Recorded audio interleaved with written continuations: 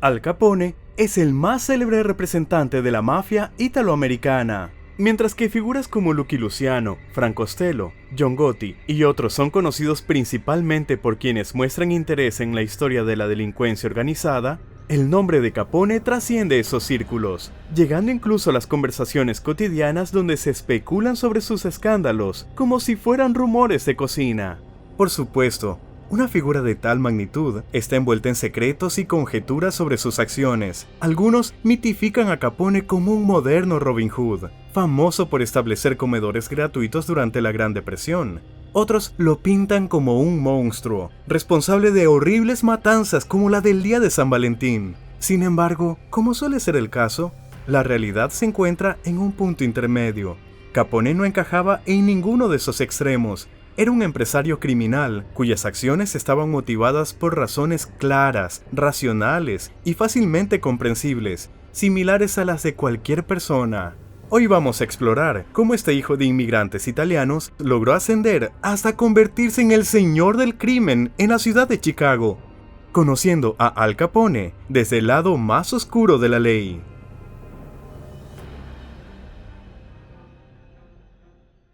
Los padres de Al, Gabriel y Teresa Capone se trasladaron a Estados Unidos justo en el momento álgido del pánico de 1893, que sacudió la economía del país durante muchos años.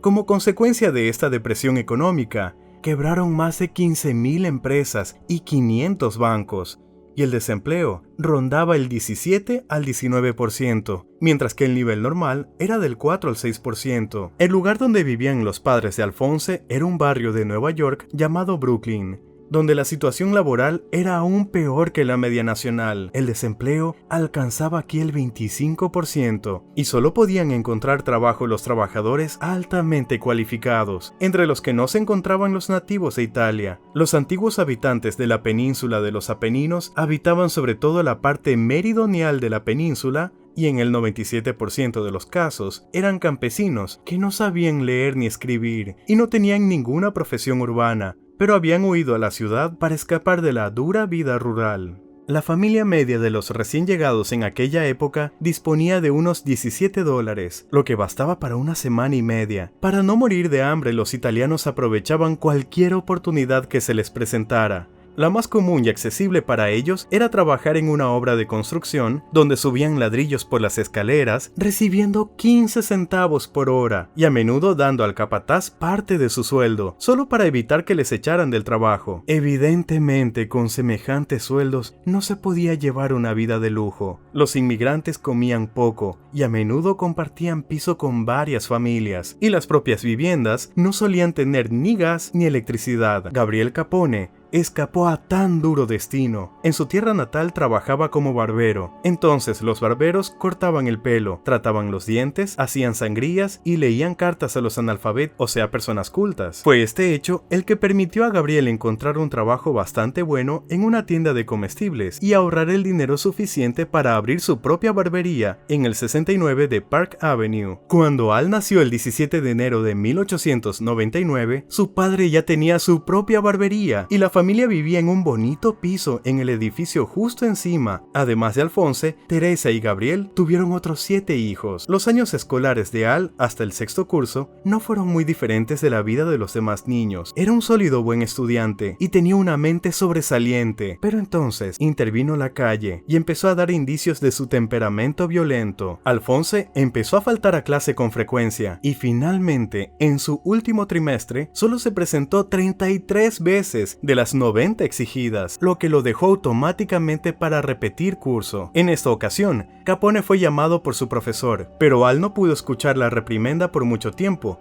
y golpeó al profesor, cerrando así el camino de regreso a la escuela, a donde realmente no quería volver. Hay que decir que para la mitad masculina de la familia Capone, no era nada nuevo. De todos los hermanos, solo el más joven fue capaz de terminar el bachillerato. Dejando la escuela a los 14 años, Al se probó a sí mismo en varios trabajos legales. Consiguió trabajar en una carnicería, en una confitería, en una imprenta e incluso en una fábrica de armas, y en su tiempo libre se dedicó a entrenarse en el béisbol, acariciando el sueño de convertirse en jugador profesional. Pero la carrera de jugador o de destacado pastelero no estaba destinada para Capone, sino que se sintió plenamente cautivado por la calle, donde empezó a aprender el trabajo de su vida.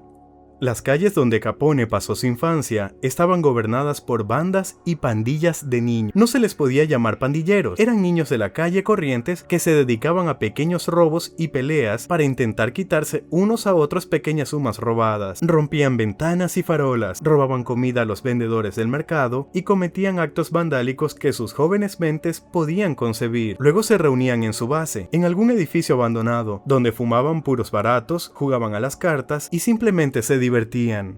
Sin embargo, no eran los puros y las cartas, ni siquiera el afán de lucro, lo que impulsaba a los adolescentes de los barrios bajos a agruparse. La verdadera razón era el peligro de vivir aislados. En pocas palabras, un chico apenas podía moverse por su barrio, y mucho menos por otro, sin estar en una banda. Palizas constantes y robos por parte de sus iguales, eso es lo que le esperaría a cada paso.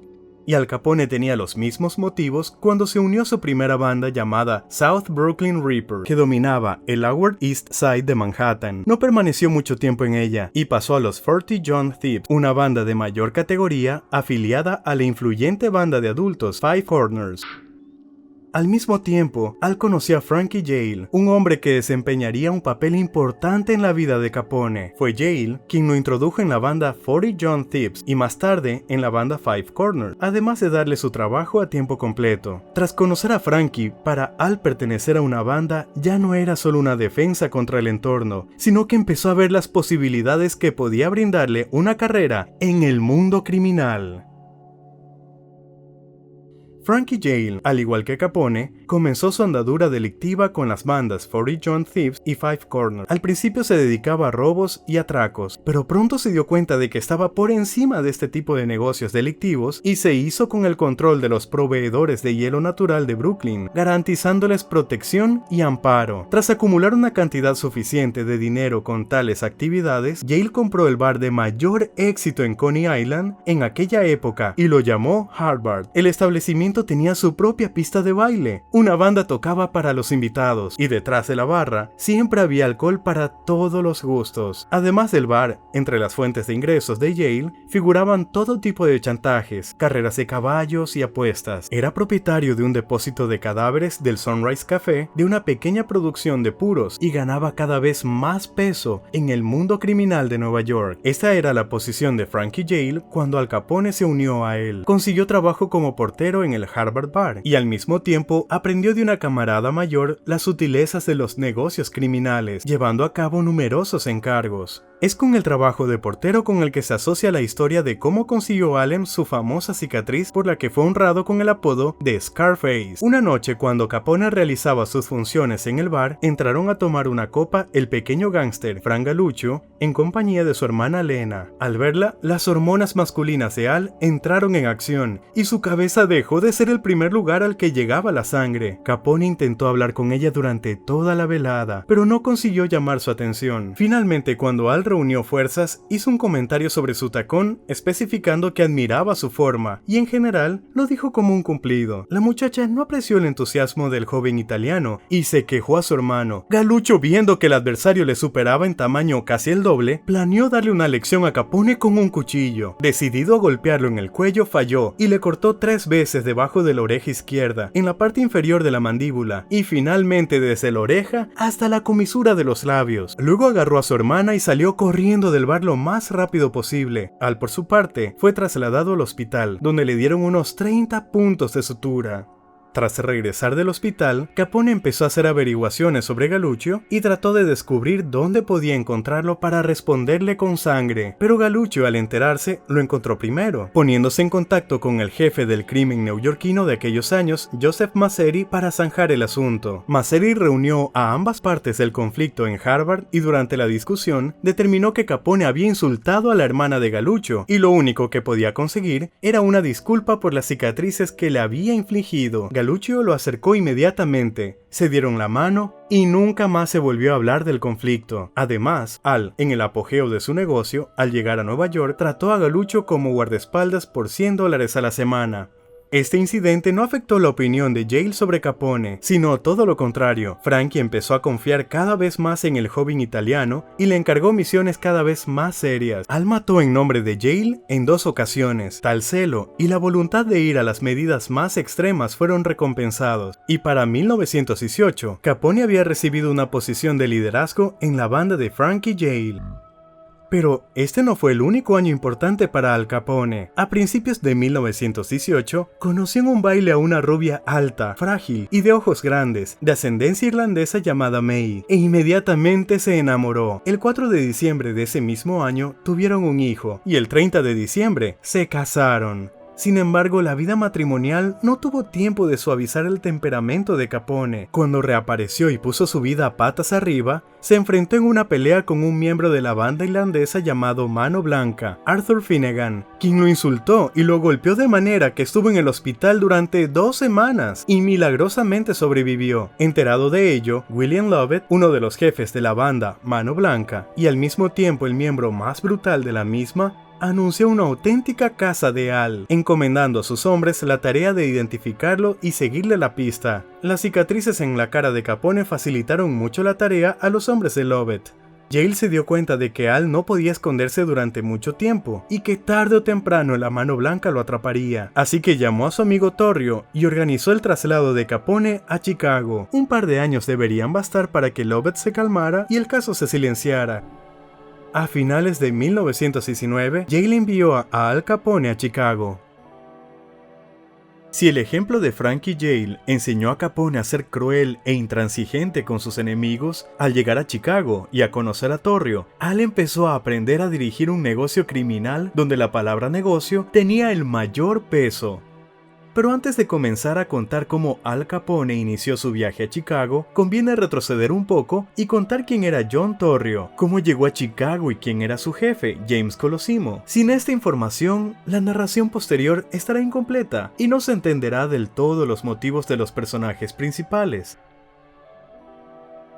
James Colosimo, apodado Big Jim, llegó a Chicago a los 10 años. Al principio trabajó como limpiabotas y repartidor de periódicos, pero a medida que crecía, empezó a hacer cada vez más negocios ilegales. A los 18 años, ya dominaba el arte del carterismo y se convirtió en proxeneta de varias mujeres hermosas. Sin embargo, algo salió mal. Colosimo fue atrapado por la policía y abandonó la delincuencia temporalmente convirtiéndose en conserje, y James y sus colegas organizaron un club social y deportivo, convirtiéndose en los principales proveedores de votos en las elecciones para los concejales Coughlin y Kenna. A cambio de su favor, Colosimo fue ascendido a jefe de distrito del partido y empezó a recaudar dinero de burdeles y casinos por el patrocinio que le proporcionaban Coughlin y Kenna.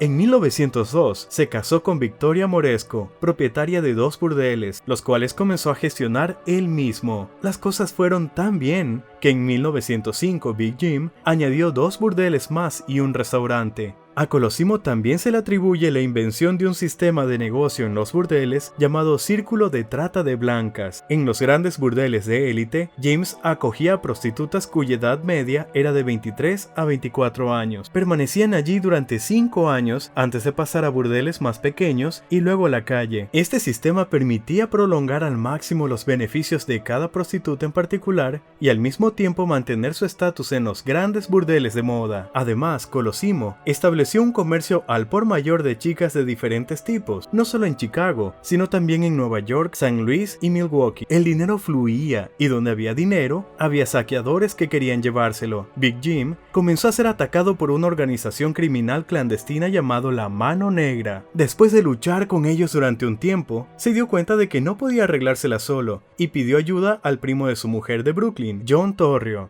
Si John Torrio también era de Brooklyn, y si Al Capone hubiera sido un poco mayor, podría haber llegado antes a Torrio, ya que había regentado la tienda de Gabriel Capone cuando Al era solo un niño. John no tenía una masa muscular impresionante, ni habilidades para la lucha callejera, pero lo compensaba con una gran inteligencia y una extraña habilidad para hacer amigos adecuados. Torrio era lo que se llama un criminal intelectual. Comenzó su ascenso como empresario de boxeo, falsificando los resultados de los combates para favorecer a los pagadores mejor remunerados. Habiendo hecho una fortuna de esta manera, Torrio compró un bar en el Bajo Manhattan y alquiló locales cercanos, convirtiéndolos en burdeles. Poco a poco John comenzó a ganarse seguidores leales y con el tiempo, el grupo de matones liderado por Torrio pasó a ser conocido como los James Street Boys. La banda le respetaba por su inteligencia y porque nunca engañaba a sus hombres. La distribución de los ingresos de la banda era un asunto exclusivo de Torrio, y normalmente todos estaban contentos con los resultados y no ponían objeciones a las decisiones del jefe.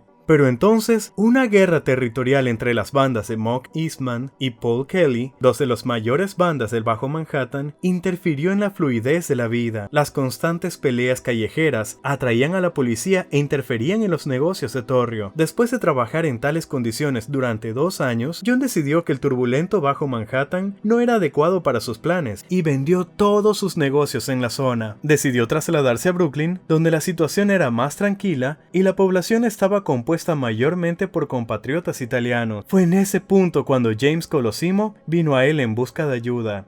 A Colosimo le pedían $25,000. Cuando Jim ignoró a los chantajistas, la cantidad se duplicó. Torrio entró en negociaciones y fingió aceptar los términos.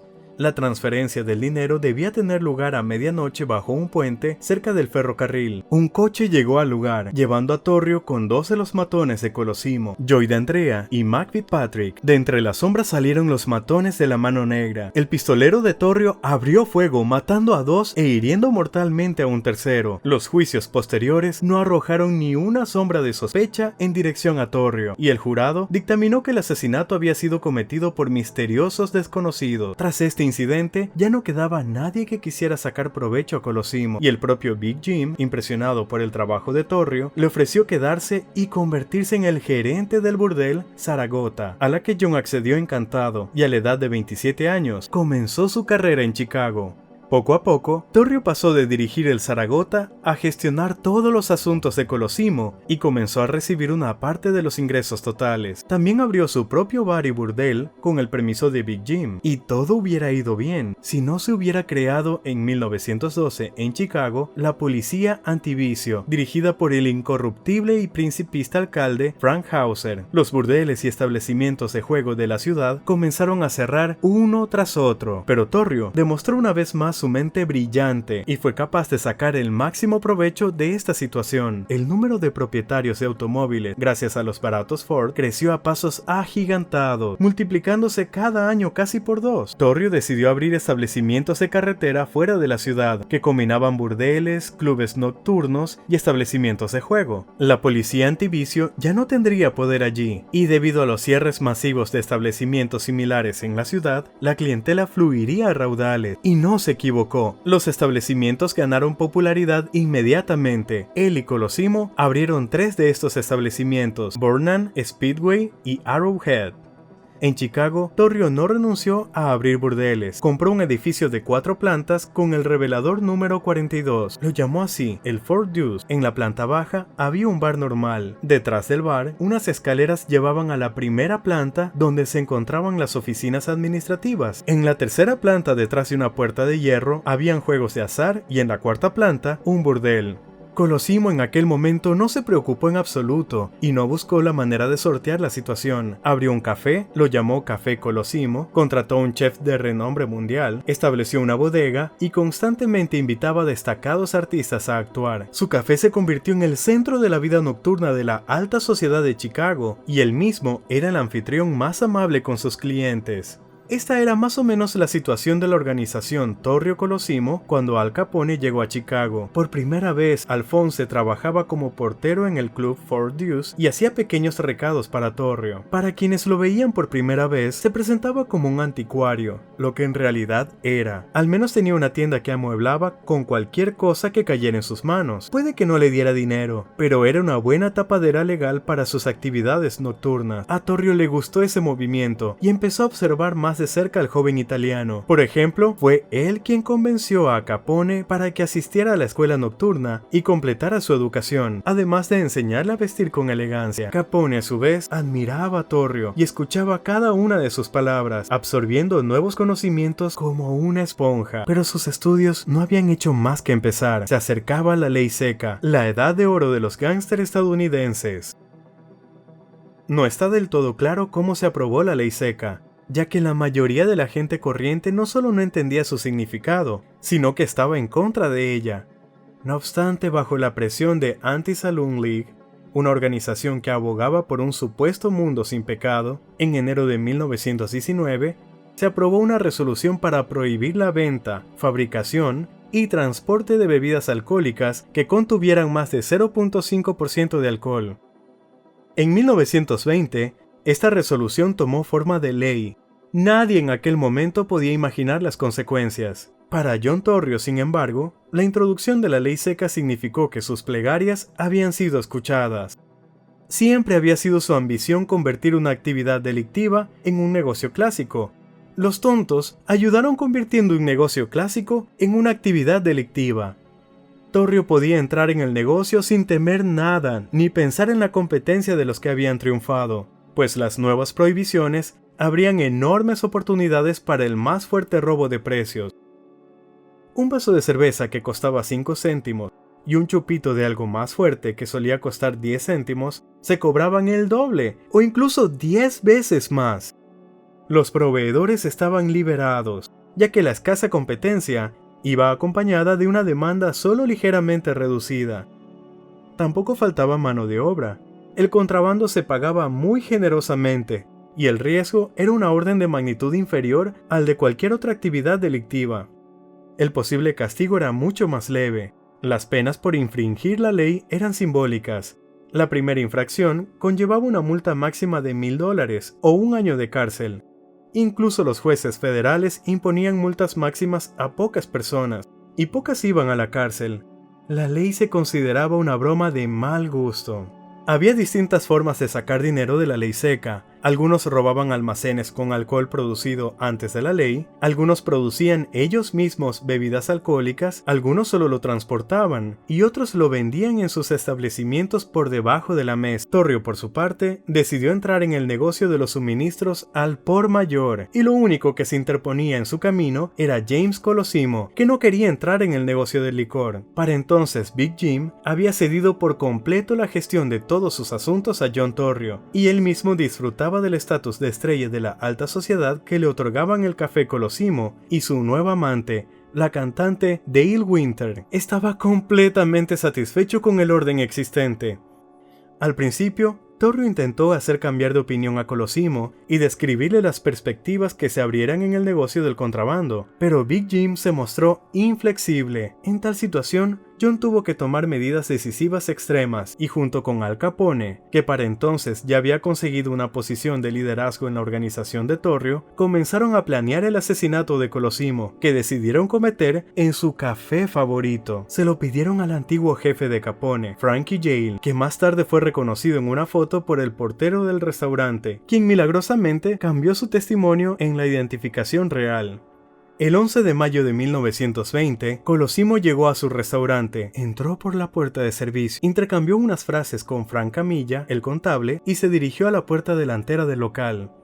Unos 15 minutos después de la llegada de Colosimo, los que estaban dentro oyeron 2 palmadas seguidas, no lo bastante fuertes como para hacer sonar una alarma, pero lo bastante perceptibles como para llamar la atención. Nadie pensó que fueran disparos. Los estallidos parecían bien el sonido de neumáticos de coches reventados. El chef Antonio Cesarino miró por la ventana hacia la calle, pero no encontró nada, y Frank Camilla, abandonado en el departamento de contabilidad, salió por la puerta de servicio del lado sur. Un pestillo con resorte norte se cerró tras él y Frank tuvo que regresar por la entrada principal del norte. Antes de incluso entrar a través de los cristales, vio a Colosimo tendido boca abajo en el suelo de las baldosas del vestíbulo. Tenía la cabeza cubierta de sangre y el cuerpo yacía tan cerca de la puerta que Camilla apenas podía colocarse por ella.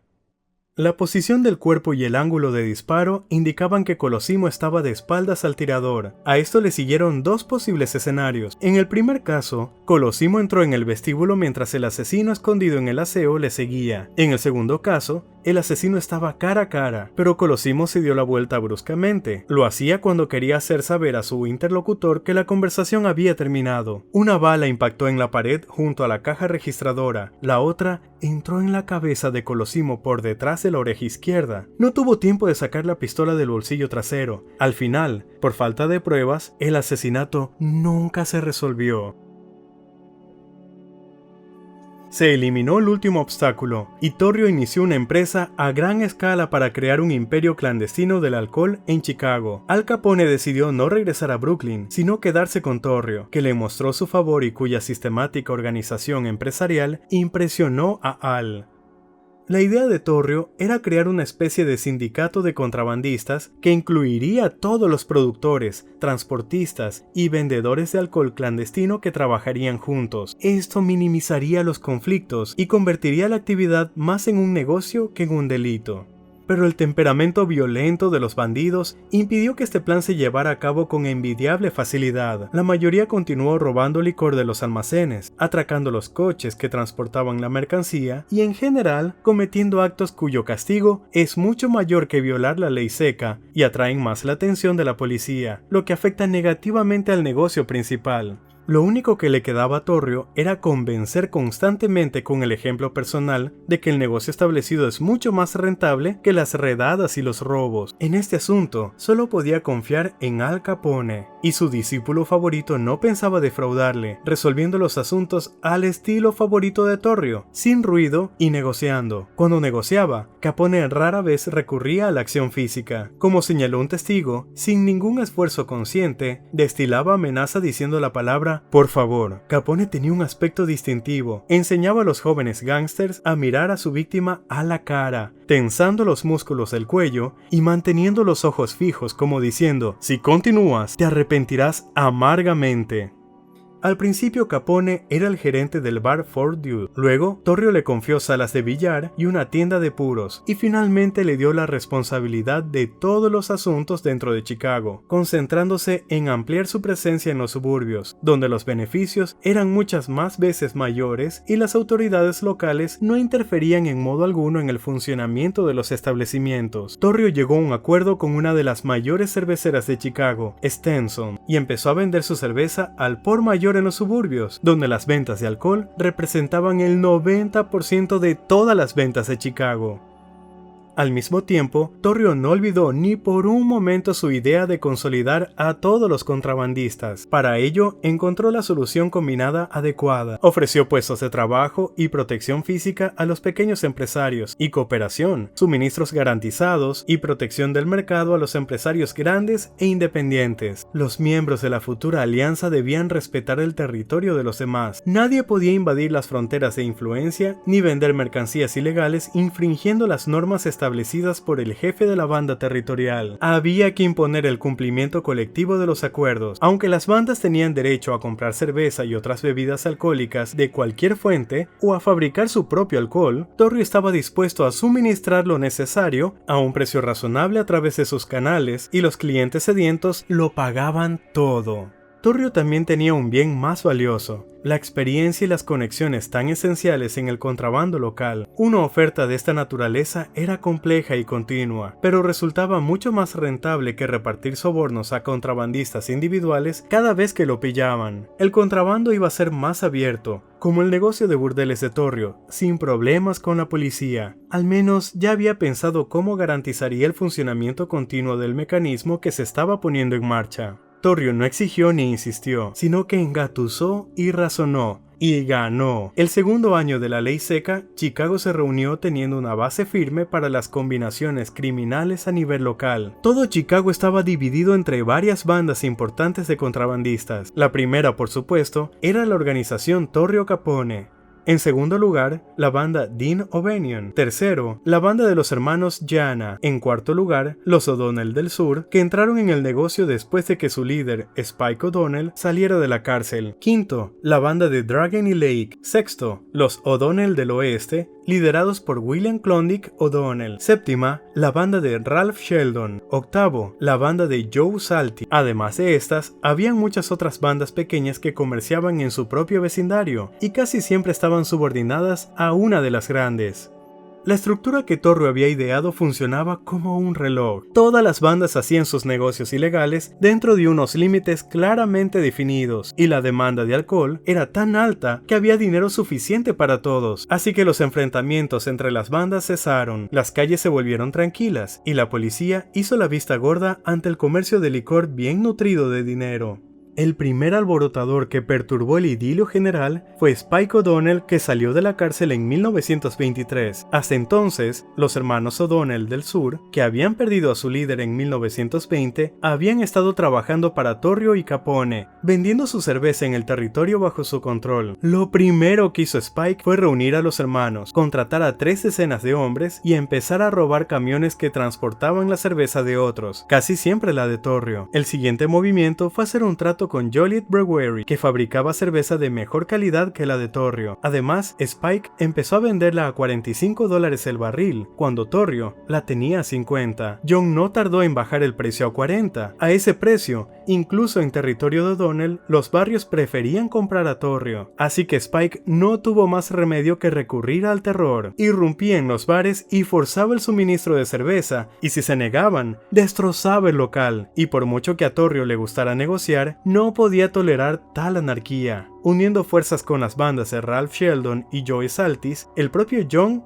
golpeó a Spike. Un total de 6 O'Donnells tuvieron que ser asesinados antes de que Spike finalmente se retirara. Pero esta fue solo la primera campanada de las guerras de la cerveza que arrasarían Chicago y se cobrarían más de 100 vidas. Tras derrotar a Spike y devolver la paz y el orden a la organización, Torrio parte hacia Italia para ayudar a su madre a instalarse en su tierra natal, a donde desea regresar. Mientras tanto, Capone sigue siendo el único responsable de la banda. Dado que el comercio de alcohol en Chicago estaba más o menos tranquilo y nada hacía presagiar problemas, en ausencia de Torrio, decide centrarse en expandir su influencia en los suburbios, eligiendo para ello la pequeña ciudad de Cicero. Hay que decir que Torrio ya había tanteado el terreno en este lugar e incluso había compartido la ciudad de Klondike O'Donnell, quien había empezado a preparar a Cicero incluso antes, pero es Capone quien hará a su organización dueña absoluta de esta pequeña ciudad. Capone solía utilizar el mismo patrón para ganar influencia en las ciudades pequeñas. Primero, su gente acudía a las autoridades de turno y les ofrecía dinero a cambio de su patrocinio. Si se negaban, seguían las palizas y las amenazas de muerte. El terror se extendía incluso a los ciudadanos de a pie, que expresaban su descontento con el establecimiento de tales órdenes. Al final, la gente no pudo soportarlo y dimitió. Los siguientes administradores fueron mucho más complacientes. En la ciudad con este tipo de orden, la gente odiaba a Capone. En Cicero, decidió actuar de manera diferente. No tocó a los ciudadanos de a pie, sino que intentó ganárselos. Con Capone apenas había delitos en las calles, salvo la venta de alcohol. Rara vez los ladrones se atrevían a actuar sabiendo que además de la policía, Capone también estaba al acecho. Para hacerse con el control de la administración municipal, llevó a cabo una empresa tan audaz que los periódicos la calificaron como la anarquía sin precedentes en la historia de las elecciones políticas del condado de Cook. Antes de las elecciones de 1924 para la administración de Cicero, representantes del Partido Republicano se pusieron en contacto con Al Capone para que les ayudara a luchar contra los demócratas. Al aceptó encantado, consciente de que con suerte se convertiría en el jefe de facto de la ciudad. El día de las elecciones, al menos 12 automóviles de 7 plazas con agentes de Capone aparecieron en las calles. Los matones armados permitieron a la gente depositar solo los votos correctos y los disidentes fueron atacados y retenidos hasta el cierre de las urnas. Al final, los republicanos ganaron y Capone consiguió controlar la administración. Lo único que empañó la jornada fue el asesinato del hermano mayor de Al, Frank Capone, en un tiroteo con la policía. John Torrio, que regresó a finales de la primavera de 1924, quedó gratamente sorprendido por los progresos que había hecho su aprendiz. Su imperio estaba floreciendo. Además de sus propios salones y casinos, había exitosos establecimientos y locales cuyos propietarios no eran oficialmente ni Torrio ni Capone. 120, y según otras fuentes, 165 salones estaban repartidos en una superficie de unos 10 kilómetros cuadrados y funcionaban a pleno rendimiento. Al mismo tiempo, un establecimiento facturaba una media de $5,000 semanales. Según las estimaciones más conservadoras, se trata de cerca de $500,000 a la semana entre todos los establecimientos. Un dinero colosal para la época, y aún no hemos calculado los ingresos de otros casinos y salones por la protección política y el suministro de cerveza a los bares que no pertenecían a Torrio y Capone. Torrio no pudo ignorar este crecimiento de su protegido, y tras su regreso de Italia, lo hizo socio al 50%. Capone había conseguido por fin aquello por lo que llevaba tanto tiempo trabajando. Se convirtió en un don hecho y derecho, y un buen don. Sus hombres querían al jefe, lo admiraban y obedecían. Podía por supuesto dar una paliza a un subordinado culpable, pero todos sabían que Al llegaría hasta el final por los suyos. Un ejemplo típico fue cuando Capone defendió a uno de sus chulos, Jack Guzik. Jack no ocupaba un alto cargo en aquella época, y la mayoría de los miembros de la banda no lo toleraban por su dejadez y su constante hedor. Sin embargo, cuando Guzik fue agredido con la cara llena de sangre, Capone encontró al delincuente al cabo de un par de horas y le disparó en pleno bar donde estaba bebiendo. Después, hasta el último pandillero pudo decir: si Al llegó tan lejos por el cerdo de Guzik, ¿qué haría por mí?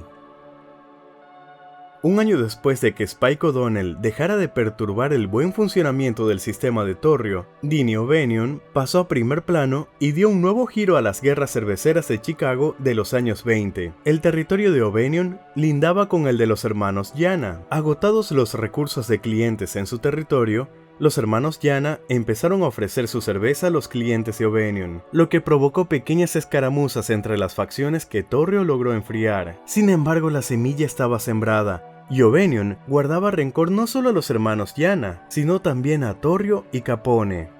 Una oportunidad para vengarse de este último se presentó casi de inmediato. O'Banion poseía una cerveza llamada Seven. Informado por sus contactos de que sería allanada por la policía en una semana, Denny, pretextando que estaba cansado de la vecindad con los hermanos Yana y que quería retirarse trasladándose a Colorado, ofreció a Torrio comprar la cervecería por $500,000. John, desprevenido, aceptó el trato y acabó yendo a la cárcel acusado de violar la ley seca. Esto empeoró porque era la segunda vez que enfrentaba este cargo, lo que significaba que no podía evitar una condena real. O'Banion se negó a devolver el dinero de la cervecería, manteniendo que no sabía nada. Torrio y Capone, en colaboración con los hermanos Yana, comenzaron a preparar un atentado contra O'Banion.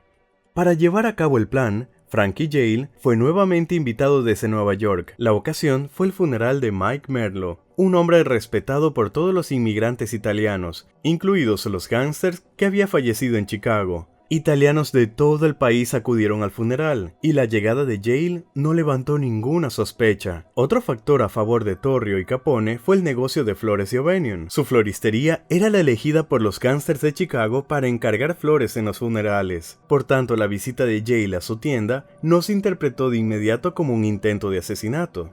El 10 de noviembre de 1924, Frankie Yale llegó a la floristería O'Banion con dos colaboradores de los hermanos Yana, John Scalise y Albert Anselmi, bajo el pretexto de encargar flores para el funeral de Mike Merlo. El desprevenido Denny, que se encontraba en la parte trasera de la tienda, salió a recibir a los tres hombres que acababan de entrar por la puerta principal. Extendió la mano para saludarlos. Yale correspondió al gesto, pero sus dos cómplices sacaron sus revólveres y comenzaron a disparar contra O'Banion. 2 balas le alcanzaron el pecho, 2 en la garganta y una le destrozó la mandíbula. Los asesinos dispararon nuevamente a la cabeza y huyeron de la tienda. Como era de esperar, la investigación policial no llevó a ninguna parte. Como siempre, nadie oyó ni vio nada. Sin embargo, en los bajos fondos de Chicago, se sabía quién había matado a O'Banion y por qué, especialmente su sucesor, Jamie Wise. Wise intentó llegar a Capone, pero el coche de Al fue acribillado a balazos sin éxito. Torrio tuvo menos suerte. Wise, junto con su mano derecha, George Moran y otros 2 pistoleros, dispararon a John justo en la puerta de su propia casa. Torrio, que rondaba a los 50 años en ese entonces, sobrevivió, pero comprendió claramente que su idea de consolidar la organización de contrabandistas de Chicago en una sola coalición ya no podía sostenerse solo con acuerdos. Debía ser respaldada constantemente por la fuerza, algo que él no quería hacer. En marzo de 1925, Torrio entregó todas las riendas a Capone y se retiró del negocio, dejándole el 25% de los beneficios durante los siguientes 10 años, una transacción que Al primero negoció en Italia, donde dejó Chicago de inmediato, y luego en Nueva York, donde regresó a América. Se acercaba la época más sangrienta de la historia de las guerras de la cerveza. Lo primero que hizo Capone al asumir el liderazgo de la banda fue intentar negociar. Estaba dispuesto a olvidar el atentado contra él y Torrio con tal de restaurar la buena marcha de la organización, la cual sufría constantes ataques policiales debido a los tiroteos callejeros entre contrabandistas. Jaime Wise ni siquiera escuchaba sus propuestas. Fue entonces cuando los hermanos Llana y los Western O'Donnell, tras la pérdida de Torrio, decidieron que podían tomar una porción del territorio de Capone. Aún no se daba cuenta con quién estaba tratando. Al Capone había aprendido de Torrio a resolver conflictos pacíficamente, pero era mucho más implacable que su mentor. Atacado por todos los flancos, no dudó en tomar medidas extremas, la mayoría de las veces sangrientas. Las cifras lo confirman. Durante las guerras de la cerveza en Chicago, hubo más de 700 asesinatos en total. 160 de ellos ocurrieron antes de que Capone asumiera el liderazgo en solitario, el resto después. Su primer movimiento fue enfrentarse a la facción de los Llana, eliminando a 4 de los 6 hermanos y ganándose a su lado a 2 de sus operativos claves, Scalise y Anselmi. El siguiente paso fue aún más audaz. Capone ordenó la muerte de un asistente del fiscal vinculado a los O'Donnell. El escándalo fue enorme, pero no se pudo probar la culpabilidad de Al Capone. Después de esto, Klondike O'Donnell se retiró y Al quedó enfrentándose a Jamie Wise. El atentado contra el sucesor de O'Banion fue planeado siguiendo la mejor tradición de Capone. La víctima no tenía casi ninguna posibilidad de sobrevivir. Los hombres de Al alquilaron 2 pisos con ventanas que daban hacia una tienda frecuentada por Wise. La vigilancia se mantuvo durante varias semanas y finalmente, el 11 de octubre de 1926, Jamie, acompañado de su abogado y un par de guardaespaldas, fue asesinado por los hombres de Capone disparado desde las ventanas. De este modo, todos los alborotadores fueron eliminados, y Al Capone hizo lo mismo que Torrio a finales de 1922. Reunió a todos los contrabandistas y dividió Chicago en esferas de influencia. Las peleas callejeras y los asesinatos terminaron, al menos temporalmente. La diferencia con la división anterior de territorios fue que las bandas de Llana y Spike O'Donnell ya no existían. Sus territorios fueron divididos entre los miembros restantes y la banda de O'Banion se transformó en la banda de Moran y Drucci. Era 1926, la época dorada de Alphonse Gabriel Capone.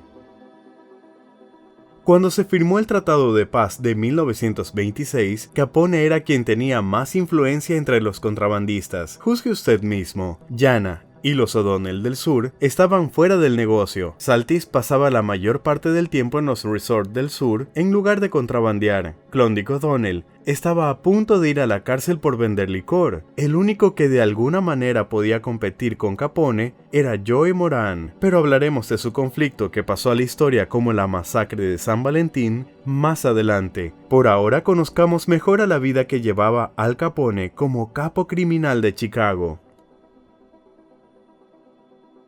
Tras la partida de Torrio, Capone trasladó su cuartel general al Hotel Metropole, ocupando más de 50 habitaciones en total. 2 de ellas incluso contaban con gimnasio, y Capone insistía en que la gente hiciera ejercicio. Los pasillos estaban patrullados por agentes, recibía constantes visitas de políticos, funcionarios municipales y propietarios de salones y burdeles por diversos asuntos. Agentes de policía uniformados husmeaban de un lado para otro, ajenos a los militantes, a los juegos que se desarrollaban abiertamente, a las prostitutas, a los bares ilegales en los vestíbulos y a los locales de copas en el piso de arriba.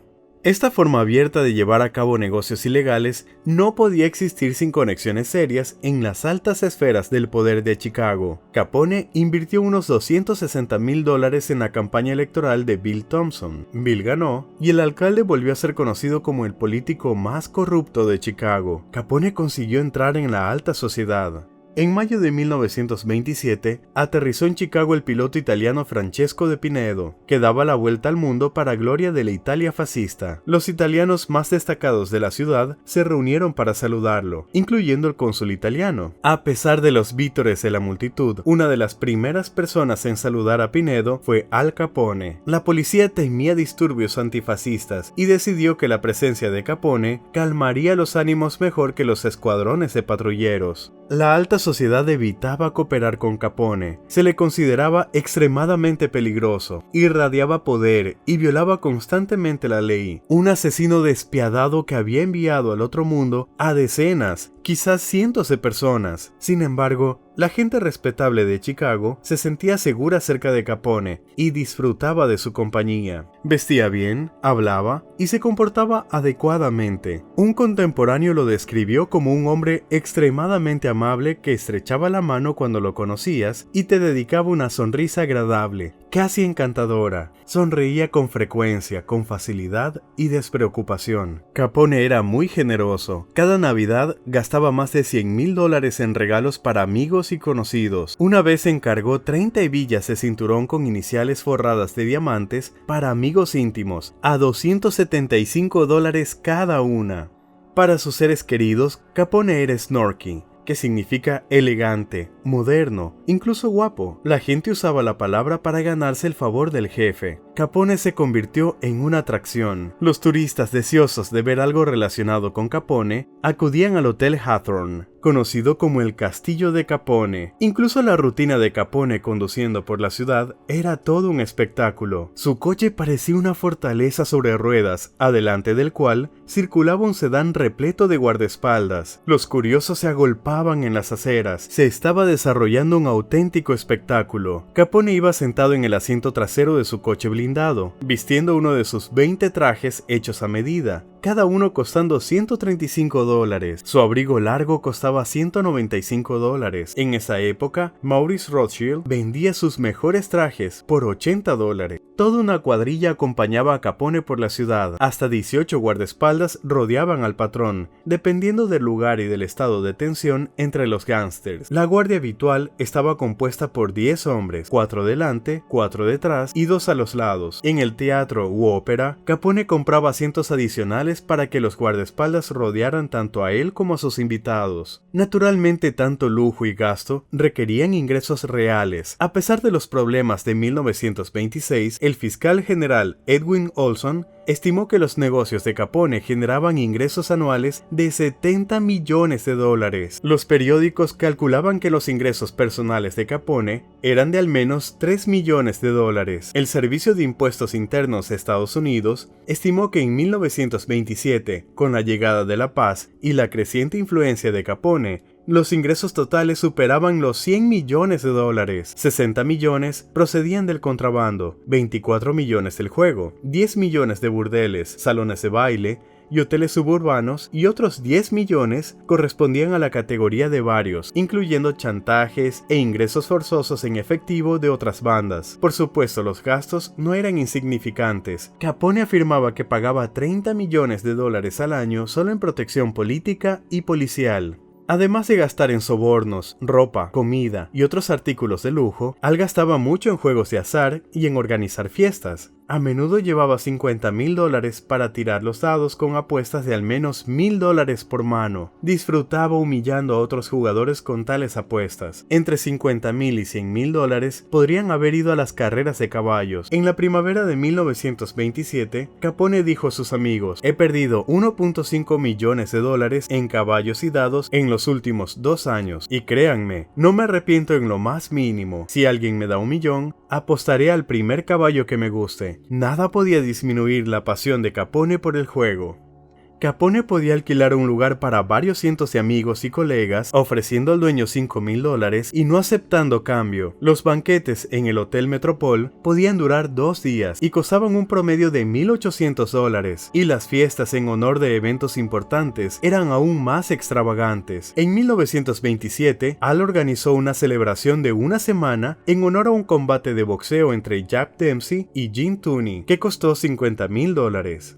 Mendigos, ladrones, exconvictos y personas con duras experiencias vitales veían a Capone como un hombre despreocupado y accesible. Un agente de policía retirado todavía recordaba cómo Capone envió un camión para recoger las escasas pertenencias de una anciana desahuciada, empaquetándolas cuidadosamente y trasladándolas a un nuevo apartamento pagado por él. Cuando llegó el crack bursátil de 1929, Capone fue uno de los primeros en abrir comedores sociales que ofrecían sopa gratis.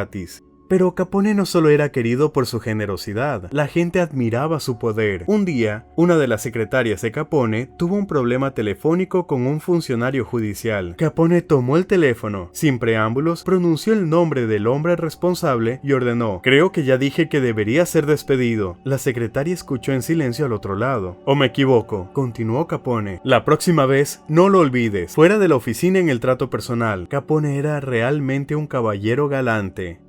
Pero eso no significa que Al solo se dedicara a regalar dinero a los pobres, dar fiestas y gastar sumas colosales en juegos de azar mientras otros trabajaban para hacerle ganar dinero. No, él también trabajaba arduamente. Capone dirigía un imperio en expansión gracias a su gran talento como administrador. Admirado incluso por sus críticos, quienes visitaban su oficina en el Metropol, lo encontraban a menudo sin corbata, sentado frente a un escritorio lleno de papeles, con 9 teléfonos sonando simultáneamente. Las conversaciones con Capone se veían constantemente interrumpidas por solicitudes urgentes e instrucciones y decisiones. En su vida personal, a pesar de su afecto inquebrantable por May, Capone no mantenía fidelidad conyugal. Pero todo estaba fuera de casa. En familia, Capone estaba convirtiéndose en un hombre hogareño. A principios de 1927, Capone recibió a un reportero en la puerta con un delantal rosa, preparando salsa de espaguetis con ahínco. Le gustaba holgazanear en albornoz y zapatillas, jugando con su adorado hijo. En 1927, Capone estaba en la cima de su poder, respaldado por la mayor y más organizada fuerza criminal, y con una buena relación con el alcalde Bill Thompson. Parecía invulnerable. Sin embargo, a partir de la primavera, Capone sufrió una serie de atentados y terminó el año exiliado de Chicago. Los asesinatos fueron organizados por Joseph Aiello, quien había formado una banda de 9 hermanos, numerosos primos y remanentes de la banda de los hermanos Llana. Aiello afirmaba ser presidente de la Unión Siciliana, una organización que protegía a los inmigrantes italianos y tenía gran influencia entre los italoamericanos de Chicago. Capone había colocado a su hombre en esa posición. El egocéntrico Aiello se enfureció tanto que anunció una cacería real contra el principal contrabandista de Chicago. Primero, Aiello prometió a un chef de uno de los restaurantes favoritos de Capone en Little Italy pagarle $10,000 si ponía ácido cianhídrico en la comida de Capone. El chef se lo contó a Capone. Luego, Aiello ofreció $50,000 a quien lograra enviar a Capone al otro lado del mundo. Desde mayo de 1927, al menos 4 gángsters intentaron asesinar a Capone, uno de Nueva York, otro de Cleveland y 2 más de San Luis. Sin embargo, la red de inteligencia de Capone cubría toda la ciudad. Casi todos los camareros, corredores de apuestas, vendedores ambulantes, taxistas, vendedores de periódicos, mendigos y policías actuaban como espías suyos. Los asesinos aparecieron muertos antes de que Capone se diera cuenta de su presencia. Capone respondió a los intentos de asesinato disparando contra la panadería del hermano de Aiello y advirtiéndole a Joey que debía dejar de intentar matarlo y abandonar la ciudad. Aiello tomó en serio la advertencia y desapareció de Chicago por un tiempo. Después de lidiar con Aiello, Capone se dirigió a la prensa y declaró que estaba cansado de los intentos de asesinato y que abandonaría Chicago por un tiempo. Después de ir a las carreras en Tijuana y de explorar estudios de cine en Los Ángeles, Al comenzó a sentir la atención intensificada de la policía, tanto allí como en otros lugares. Las autoridades no querían verlo. En cada estación, el tren en el que viajaba Capone era recibido por escuadrones de policías, listos para cualquier travesura que Al pudiera intentar. Pero no solo se arruinaron las vacaciones. De vuelta en Chicago, Capone fue arrestado por posesión ilegal de armas y su casa estaba rodeada de policías. El jefe de policía Hugh explicó sus órdenes de esta manera: no queremos a Capone en Chicago, así que intentamos hacer su vida lo más incómoda posible, pero vamos a impedir que vaya a la estación y tome el tren a donde quiera que vaya. Capone se vio obligado a dejar la ciudad nuevamente. Esta vez se dirigió a Florida. Capone llamaba a Florida el Jardín de América, la soleada Italia del Nuevo Mundo, donde la vida es buena y abundante, y hasta los más pobres se sienten felices. Capone se sintió atraído no solo por el clima y el ambiente tropical, sino también por el colorido local, el calor pronunciado incluso en invierno, las flores mediterráneas y el aire más fresco. En Miami, los casinos antiguos habían desaparecido y las máquinas tragamonedas resonaban en casi todas las tiendas y bares de los hoteles. La policía trabajaba abiertamente como escolta para estas máquinas. Era una ciudad hecha para Capone. Siempre había querido tener aquí su propia casa y estaba seguro de que muchos amigos querrían unirse a él. Además, decía Capone, tengo la intención de abrir un restaurante aquí. Quería unirse a la red de clubes rotarios si lo aceptaban en la junta directiva. Mientras tanto, la Cámara de Comercio de Miami Beach se comprometió a expulsar a Capone de la ciudad, y un club local de mujeres y un grupo comunitario autodenominado Comité de los 100 comenzaron a presionar al alcalde de Miami, J. Newton Loomis Jr. Loomis era consciente de que la partida de Capone podría privar a Miami de una importante inyección de dinero a largo plazo. Aconsejó a Al que no se dejara ver en público hasta que la opinión pública hubiera olvidado su presencia en la ciudad. Capone obedeció, pero continuó haciendo nuevas amistades con personas leales a él. En particular localizó al propietario del Ponce de León, Parker A. Henderson Jr., hijo del ex alcalde de Miami. A través de él se compró la casa de Palm Avenue. Henderson firmó todos los documentos hipotecarios y 6 meses después transfirió la propiedad a nombre de May. Capone comenzó la construcción, que en total costó alrededor de $100,000. Parte del proyecto incluía la piscina privada más grande de Florida, con un sistema de filtración especial capaz de tratar tanto el agua salada como dulce. Al supervisó personalmente la construcción. Equipos de contratistas trabajaron bajo su dirección en el interior, las renovaciones y el paisajismo. Capone organizó la construcción en un muelle para lanchas motoras, nuevos garajes, un cobertizo para botes, caminos de mosaico, jardines de rocas y fuentes. No reparó en gastos y se involucró plenamente en el proceso.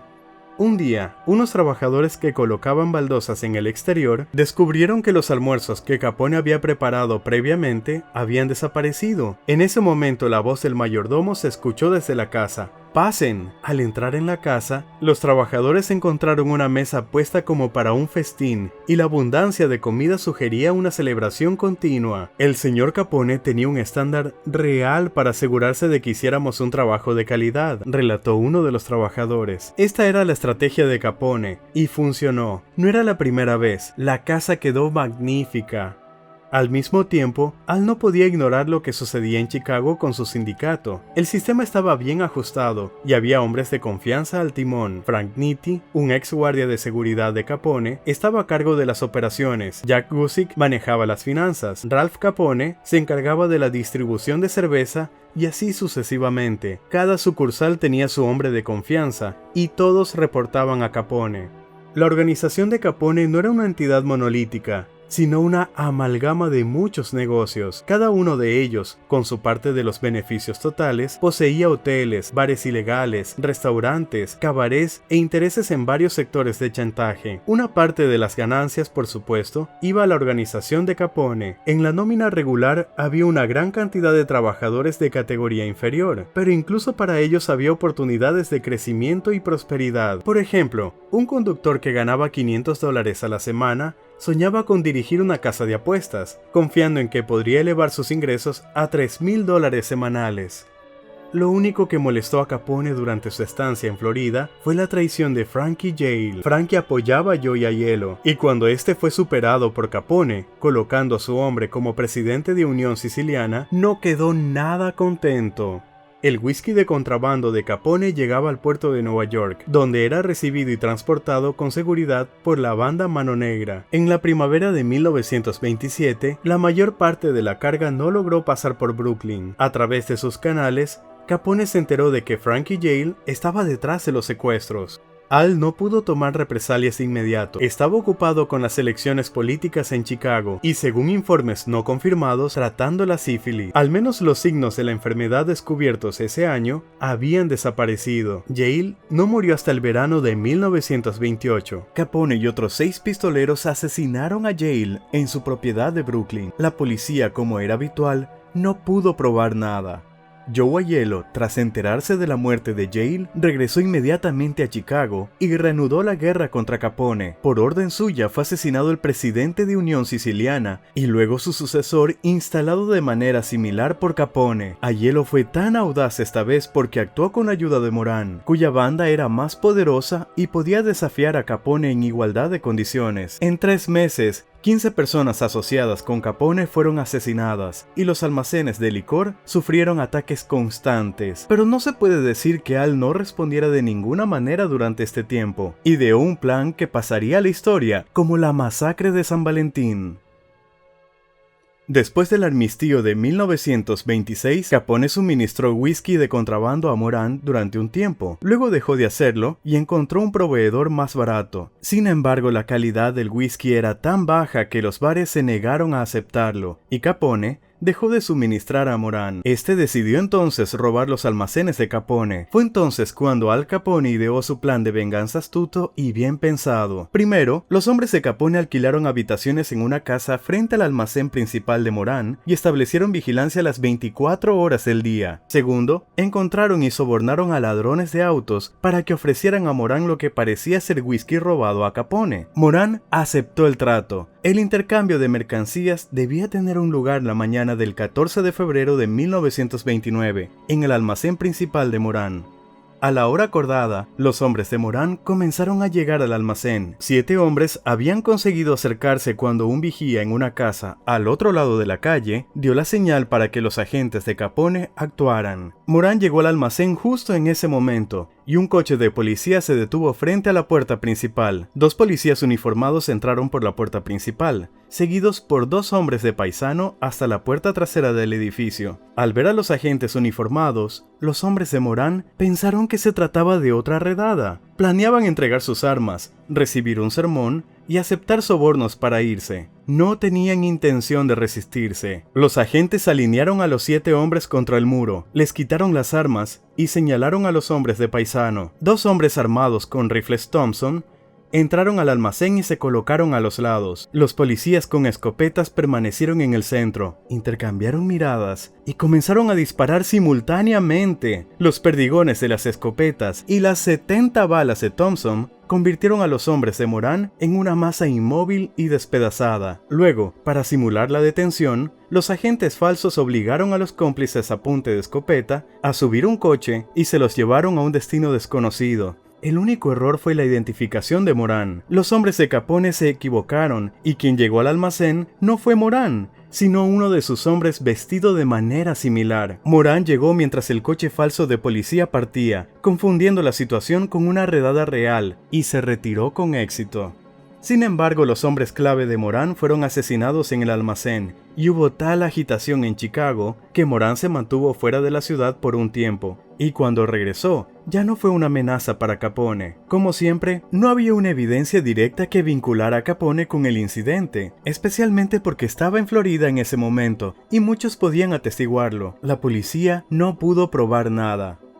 Mientras tanto, la larga estancia de Capone en Florida, donde comenzó a viajar con más frecuencia, no pudo evitar afectar el ánimo dentro de la banda en Chicago. El nuevo presidente de la Unión Siciliana en Chicago, Joseph Giunta, junto con 2 colaboradores, Albert Anselmi y John Scalise, decidieron que podían desbancar a Al Capone del trono criminal. Lo que no anticiparon fue el sistema de inteligencia de Capone que cubría toda la ciudad. Al se enteró del golpe antes de que el plan pudiera concretarse, y como siempre, la eliminación de sus enemigos fue perfectamente sincronizada. Se organizó un banquete para los principales miembros de la organización, y los 3 traidores fueron invitados. El lugar elegido fue la trastienda de un casino en una carretera. Todo comenzó con una cena normal: entrada, plato principal, postre. Cuando los invitados estaban satisfechos, Capone, frente a todos, llamó ratas a Scalise, Anselmi y Giunta, y luego tomó un bate y los golpeó personalmente. Después de la golpiza, apenas con vida, los conspiradores fueron fusilados y llevados a un lugar apartado del casino.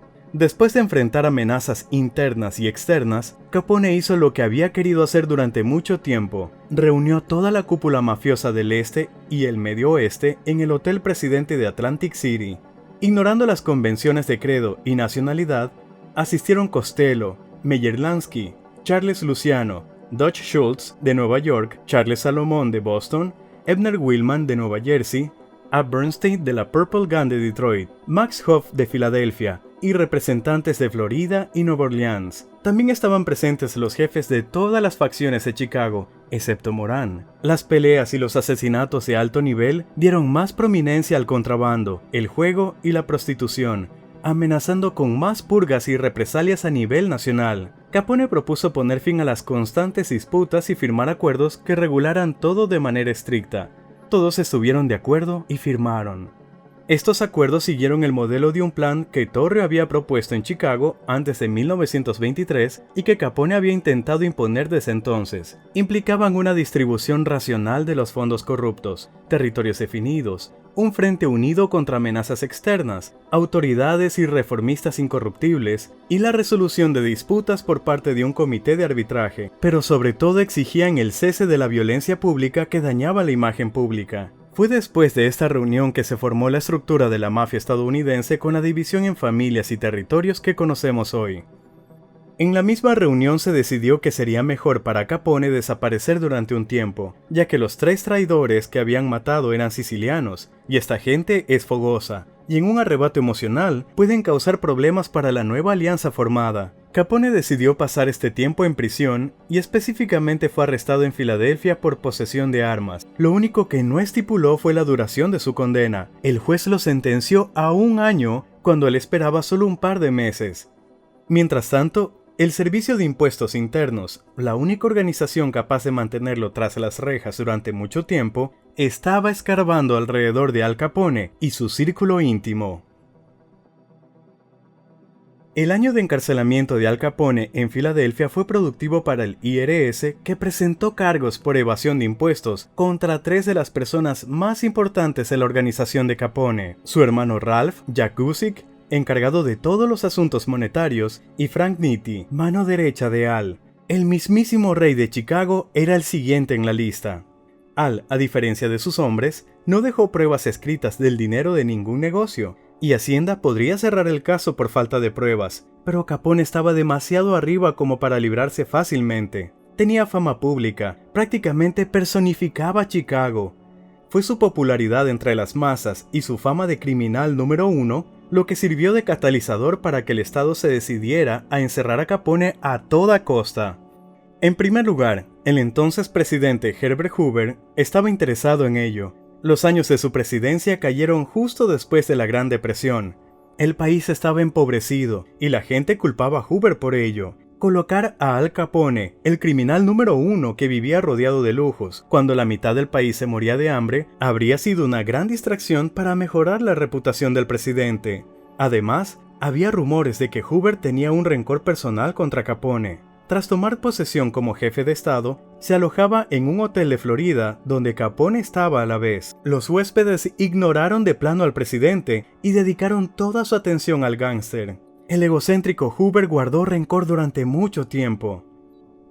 En segundo lugar, la fama de Chicago como la ciudad de Al Capone obstaculizaba los grandes negocios. Era difícil atraer inversiones cuando todo el mundo pensaba que tu ciudad estaba gobernada por un gángster. Así que se formó el Secret Six, un grupo de grandes empresarios de Chicago que financiaron la investigación contra Capone. Por orden de Hoover, se formaron 2 grupos. El primero, liderado por Eliot Ness, era conocido popularmente como los Intocables. Se ocupaban directamente de las violaciones de la ley seca por parte de Capone. El segundo, dirigido por Frank Wilson, representaba al departamento fiscal y buscaba hilos que pudieran demostrar la recepción de beneficios de Capone. Después de todo, sobre el papel, Al no tenía ni un penique.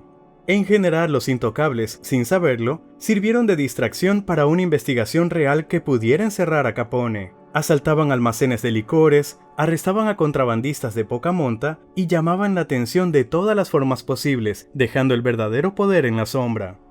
La primera pista en manos de Wilson fue un libro de contabilidad incautado durante una redada policial en un casino un par de años antes. En él, había un registro de una transferencia de dinero de Frank a Al. Eso podría ser una prueba de ingresos adicionales. Lo único que quedaba por probar era que se trataba de Al Capone. Para ello, el equipo de Wilson recogió muestras de escritura de todos los miembros de la organización de Capone y las comparó con la escritura del libro. La persona que guardaba estas notas era Leslie Shumway. Leslie confirmó a Wilson que Al Capone era el propietario del casino en cuestión. Basándose en el testimonio de Shumway, Wilson pudo presentar cargos por evasión fiscal contra Al Capone.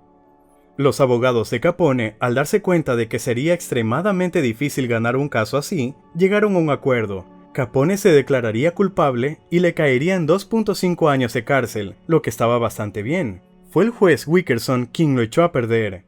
Cuando Capone se enteró del trato, empezó a decir a sus amigos y conocidos que le caerían 2.5 años de cárcel. Esto llegó al juez Wickerson, que estaba a cargo del caso. Decir a los acusados antes del juicio la sentencia que recibiría convirtió al juez en el juguete de bolsillo de Capone. El orgulloso Wilkerson no podía permitirlo y canceló el trato en la primera vista. Capone tuvo que retractarse de la declaración de culpabilidad. Al se dio cuenta de que un juez tan inclinado le impondría una condena severa, claramente superior a 2 años y medio de prisión. Lo único que le quedaba por hacer era poner al jurado de su parte. Sobornos, la promesa de una carrera, amenazas, todo ayudó a inclinar al jurado en la dirección correcta. Pero Wilkerson era muy consciente de cómo actuaría Capone, y en el último momento cambió el jurado. Ahora había personas que no eran favorables a Capone o que no sabían nada de él. Entre vista y vista vivían en un hotel. Estaba prohibido salir y recibir invitados. La comida se llevaba directamente a la habitación. No había teléfono y cada habitación estaba vigilada. Era casi imposible influir en ellos. Estaban aislados del mundo exterior. El juicio de Capone duró 4 meses y en otoño de 1931 fue declarado culpable de 3 de los 23 cargos. Recibió 10 años de prisión federal y 1.5 años en el condado. 11.5 años de prisión para un hombre que tenía pendiente una condena de 2.5 años. Capone fue aplastado. Al pasó los 6 primeros meses, mientras sus abogados intentaban apelar, en la cárcel del condado de Cook, donde siguió dirigiendo la organización sin que nadie le impidiera recibir visitas a todas horas del día y de la noche. Después fue trasladado a la prisión federal de Atlanta, donde comenzó su encarcelamiento real. Según los recuerdos de los funcionarios de la prisión, Capone era un preso ideal, no se involucraba en conflictos, obedecía todas las órdenes y seguía estrictamente el horario diario establecido. Este comportamiento se debía al deseo de Capone de reducir su condena mediante la buena conducta. Sin embargo, esto no significaba que Al fuera un preso corriente. Organizaba el contrabando de dinero fuera de los muros de la prisión, y siempre tenía los medios para ganarse el favor tanto de los guardias como de los presos comunes. No necesitaba demostrar su autoridad por la fuerza ni meterse en conflictos. Los crujientes billetes verdes lo hacían por él. También abrieron la posibilidad de dirigir una organización criminal en Chicago mediante correspondencia comercial sin censura. Obviamente esto no convenía a las autoridades federales. Se decidió trasladar a Capone a la recién creada prisión de la isla de Alcatraz. Durante los años de existencia de la prisión, Alcatraz fue llamada la Tierra del Diablo o el Infierno en la Tierra. La isla estaba en la bahía de San Francisco, bañada por aguas frías. A lo largo de la existencia de la prisión, nunca ha habido una sola fuga con éxito probado. Acogía sobre todo a los delincuentes más violentos. Los presos tenían prohibida toda correspondencia, salvo las cartas a abogados o familiares cercanos, y solo podían visitar los familiares no condenados 2 veces al mes previa petición. Desde aquí Capone ya no podía dirigir la organización. No podía. Y para conseguir el favor de la gente de la forma habitual, los guardias no aceptaban sobornos y los presos no tenían dónde gastarse el dinero. Capone se convirtió en un preso común. Es más, empezaba a perder credibilidad. La única forma de ganarse el respeto de los presos de Alcatraz era desobedeciendo la administración de la prisión. Capone, que quería reducir su condena por buena conducta, no podía permitírselo, lo que causó antipatía entre algunos de los presos. Esto no quiere decir que Capone no tuviera amigos en Alcatraz, pero estaba claro que tenía más enemigos. El gángster número 1, que no apoyó ninguno de los muchos motines, se convirtió inmediatamente en el preso número 1 para la mayoría de los habitantes de la prisión. Capone era constantemente atacado y tratado de menospreciar. Solo le salvaron de la violencia física su impresionante tamaño natural y sus entrenadas habilidades boxísticas. El apogeo de todo esto fue el agravamiento de la sífilis, es decir, la manifestación de signos de demencia sifilítica que provoca daños cerebrales y parálisis del cuerpo. Cuando salió de la cárcel en 1939, Capone tenía el habla distorsionada y andaba arrastrando los pies, pero seguía lúcido. Tras salir de prisión, Al se sometió a un año de tratamiento en Baltimore antes de regresar a su casa en Miami. Capone pasaba la mayor parte del tiempo en Albornoz pescando en el muelle o jugando a las cartas. A veces visitaba clubes nocturnos locales donde se sentaba tranquilamente en mesas al fondo del pasillo o acudía con su esposa a restaurantes. Cada año que pasaba, el estado de Capone empeoraba. Empezó a fallarle la memoria, las piernas al andar se despegaban cada vez menos del suelo, y en 1946 los médicos afirmaban que Al tenía la mente de un niño de 12 años. El acorde final fue un derrame cerebral que afectó a Capone. Ocurrió el 20 de enero de 1947. Alphonse Gabriel Capone murió 5 días después del ataque, en la mañana del 25 de enero de 1947. Fue enterrado junto a su padre y a su hermano Frank en un cementerio de Chicago. Sobre la tumba de Capone se erigió una lápida de granito negro de 2.5 metros de altura, en la que sobre los nombres italianos Gabriel y Frank se añadió Alphonse.